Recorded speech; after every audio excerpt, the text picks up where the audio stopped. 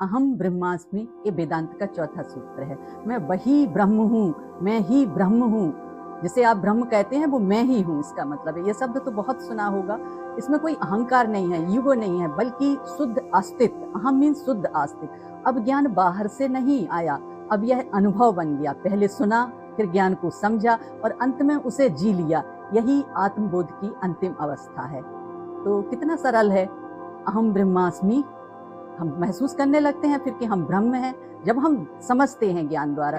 चलिए अब हम चारों सूत्रों को समझते हैं। तत्त्वम असि, तुम वही हो। अयम आत्मा ब्रह्म, तुम्हारी आत्मा ही ब्रह्म है। प्रज्ञानम ब्रह्म, वह ब्रह्म चेतना है। अहम ब्रह्मास्मि, अब मुझे अनुभव हो गया है मैं ब्रह्म हूँ। यानी जिसे तुम खोज रहे हो वो तुमसे अलग नहीं है, तुम ही वह हो। तो फिर क्यों भटक रहे हो? इसको समझो।